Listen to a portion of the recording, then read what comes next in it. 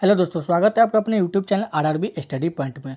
दोस्तों आज हम क्विज का प्रश्न का डिस्कशन करेंगे, जो कि क्विज टाइम है रोज़ 8 है, रोज़ शाम को 8:30 में क्विज होता है। दोस्तों इसमें अति महत्वपूर्ण प्रश्न मिलेंगे आपको, जो सिलेक्टेड क्वेश्चन होते हैं उन्हीं को यहाँ पे डाला जाता है। तो दोस्तों अगर आप इस चैनल पर नए हैं तो चैनल को सब्सक्राइब करके साथ ही साथ बेल आइकन प्रेस कर दीजिएगा, ताकि मैं जब भी वीडियो अपलोड करूँ तो सबसे पहले आप तक नोटिफिकेशन पहुँच जाए। और दोस्तों अगर आप हमारे टेलीग्राम चैनल से नहीं जुड़े तो आप हमारे टेलीग्राम चैनल से जुड़ जाइए। वहाँ पे सभी वीडियो का पीडीएफ मिलता रहता है और रोज़ शाम को 8:30 से क्विज होता है, तो आप वहाँ से क्विज लगाइए और इस तरह का वीडियो पाते रहिए। तो चलिए दोस्तों वीडियो को स्टार्ट करते हैं बिना किसी देरी किए हुए।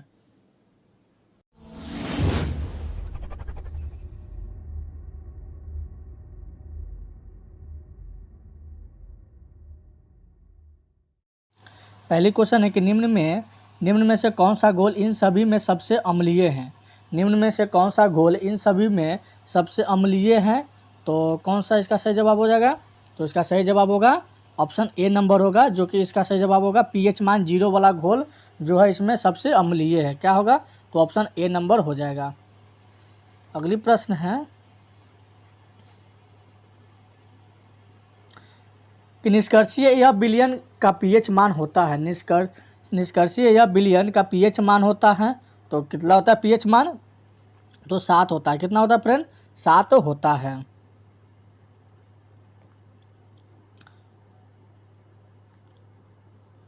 अगली प्रश्न है कि चुंबक के द्वारा अल्प मात्रा में प्रत्याकर्षित होने वाला पदार्थ कहलाता है। चुंबक के द्वारा अल्प मात्रा में प्रत्याकर्षित होने वाला पदार्थ कहलाता है, तो क्या कहलाता है, तो पैरा चुंबकीय कहलाता है। क्या कहलाता है, पैरा चुंबकीय कहलाता है। अगली प्रश्न है निम्न में से कौन सा फ्लक्स की एक इकाई नहीं है। निम्न में से कौन सा फ्लक्स की एक इकाई नहीं है, तो टेस्ला का नहीं है। किसका नहीं है, टेस्ला का नहीं है। चलिए अगली प्रश्न देखते हैं। अगली प्रश्न है कि वह ताप है जिसके ऊपर पदार्थ अनुचुंबकीय जिसके नीचे लौ चुंबकीय होता है कहलाता है। वह ताप है जिसके ऊपर पदार्थ अनुचुंबकीय जिसके नीचे लौ चुंबकीय होता है कहलाता है, तो क्या कहलाता है, तो एक सेकंड पूरा दिखाता हूँ। क्या कहलाता है, तो क्यूरी ताप कहलाता है। क्या कहलाता है, क्यूरी ताप कहलाता है।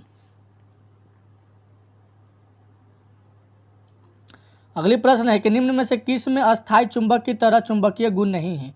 निम्न में से किस में अस्थायी चुंबक की तरह चुंबकीय गुण नहीं है, तो किस में नहीं है, तो चुंबक पत्थर में नहीं है। किस में नहीं है, चुंबक पत्थर में नहीं है। अगली प्रश्न है कि जिस पदार्थ की धारणा शक्ति उच्च होती है डैश बनाने के लिए उपयुक्त होता है। जिस पदार्थ की धारणा शक्ति उच्च होती है वह डैश बनाने की उपयुक्त होता है, तो क्या होता है, अस्थायी चुंबक हो जाएगा। क्या हो जाएगा इसका सही जवाब, अस्थायी चुंबक हो जाएगा। अगली प्रश्न है कि गोलाकार दर्पण जिसकी परावर्तक सतह बाहर की ओर उभरी हुई होती है कहलाता है। गोलाकार दर्पण जिसकी परावर्तक सतह बाहर की ओर उभरी हुई होती है वो कहलाता है, तो क्या कहलाता है, तो उत्तल दर्पण कहलाता है। क्या कहलाता है, उत्तल दर्पण कहलाता है।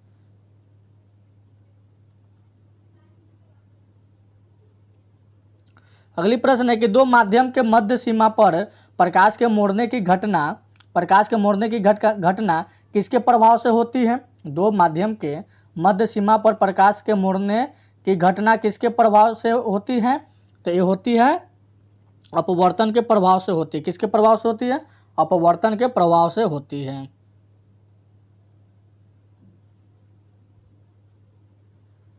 तांबा सल्फेट के विलयन में जस्ता मिलाए जाने पर डैश का विस्थापन होता है। तांबा सल्फेट के विलयन में जस्ता मिलाए जाने पर डैश का विस्थापन होता है, तो किसका विस्थापन होता है, तो कॉपर का होता है। किसका होता है, कॉपर का होता है।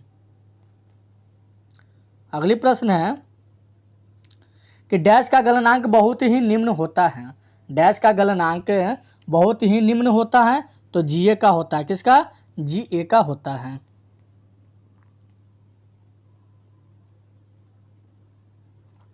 पानीपत का प्रथम युद्ध हुआ था। पानीपत का प्रथम युद्ध कब हुआ था?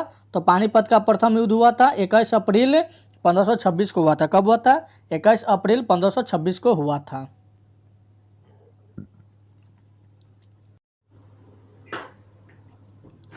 अगले प्रश्न है कि भारतीय संविधान के अनुसार देश का प्रथम नागरिक कौन होता है? भारतीय संविधान के अनुसार देश का प्रथम नागरिक कौन होता है? तो राष्ट्रपति होता है। कौन होता है? राष्ट्रपति होता है। अगली प्रश्न है कि विषुवत रेखा के समानांतर कल्पित रेखा क्या कहलाती है? विषुवत रेखा के समानांतर कल्पित रेखा क्या कहलाती है? तो कहलाती है अक्षांश रेखा कहलाती है। क्या कहलाती है? अक्षांश रेखाएं कहलाती हैं।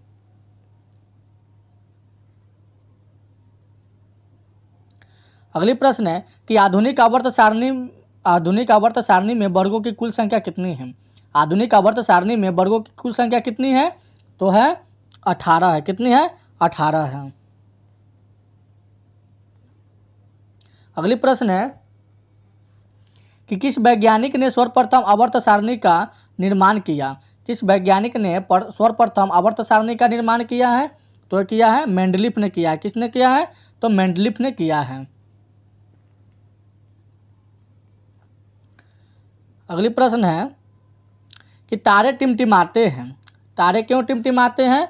तो अपवर्तन के कारण तारे टिमटिमाते। किसके कारण तारे टिमटिमाते हैं? तो अपवर्तन के कारण तारे टिमटिमाते हैं। अगली प्रश्न है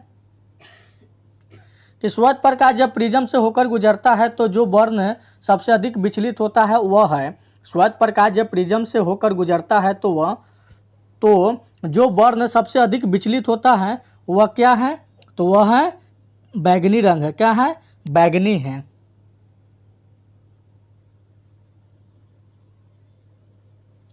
सूरज की किरणें में कितने रंग होती हैं? सूरज के किरणें में कितने रंग होते हैं? तो इसमें होते हैं 7 रंग होते हैं। कितने रंग होते हैं? 7 रंग सूरज के किरणें में होते हैं। भारत का सबसे ऊंचा नदी बांध कौन सा है? भारत का सबसे ऊंचा नदी बांध कौन सा है? तो है टिहरी बांध है। कौन सा है? टिहरी बांध है। भारत का सबसे ऊंचा नदी बांध जो है वो टिहरी बांध है। अगली प्रश्न देखते हैं, नासिक किस नदी के तट पर स्थित है? नासिक जो है किस नदी के तट पर स्थित है? तो गोदावरी नदी के तट पर स्थित है। नासिक जो है गोदावरी नदी के तट पर स्थित है। अगली प्रश्न है कि उज्जैन किस नदी के किनारे स्थित है? उज्जैन किस नदी के किनारे स्थित है? तो झिप्रा नदी के किनारे स्थित है। किसकी नदी? झिप्रा नदी के किनारे स्थित है।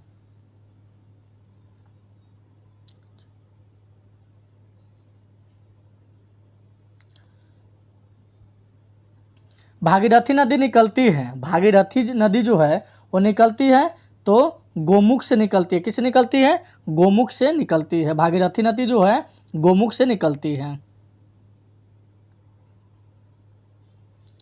LAN का अर्थ क्या है? LAN का अर्थ क्या है? तो इसका अर्थ है लोकल एरिया नेटवर्क हो जाएगा। इसका सही जवाब क्या हो जाएगा? Local area network. LAN का हो जाएगा लोकल एरिया नेटवर्क। इसका सही जवाब हो जाएगा। और अगली प्रश्न है